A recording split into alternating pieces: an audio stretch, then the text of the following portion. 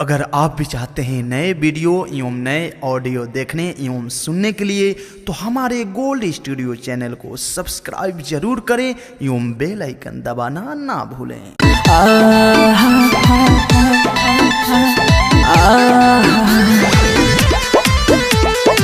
Music by Abhishek Gupta.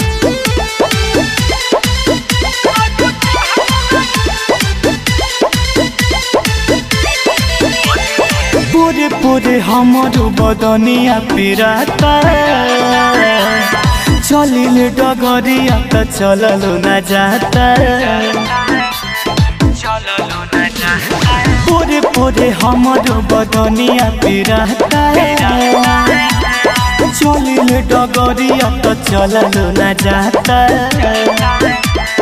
आफत में पड़ल बहनी आफत में पड़ल बहनी हम भरल जवानी में पिया प्यार करे के ना मन बा जाके सुत पलानी में। राजा प्यार करे के ना मन बा जाके सुत पलानी में।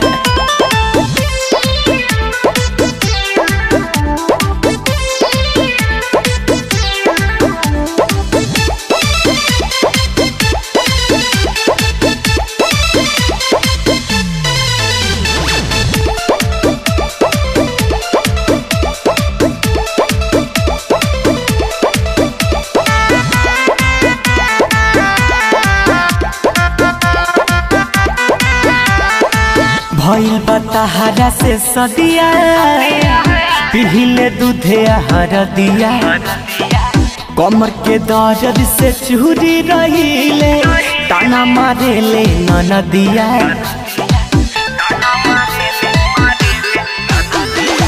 भइल बताहरा से सदिया पिहिले किस के हर दिया कमर के दर्द से चूर रहीले ताना मारे ले नदिया। बेचैन बाटे दिलवा बेचैन बाटे धड़कन हाय दरिया तूफानी में। राजा प्यार करे के ना मन बा जाके सुत पलानी में। राजा प्यार करे के ना मन बा जाके सुत पलानी में।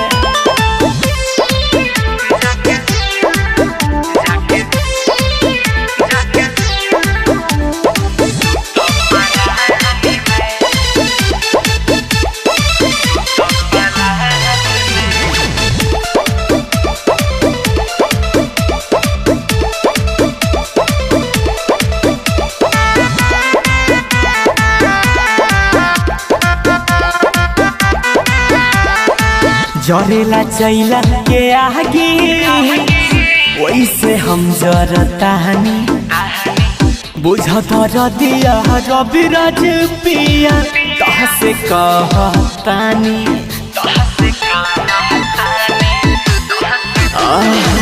जरेला चैला के आगे वैसे हम जरतानी बुझत रदिया रविराज पिया से कहतानी। अर्जुन शर्मा जैसे अर्जुन शर्मा जैसे रहेला फुटानी में। राजा प्यार करे के ना मन बा जाके सुत पलानी में।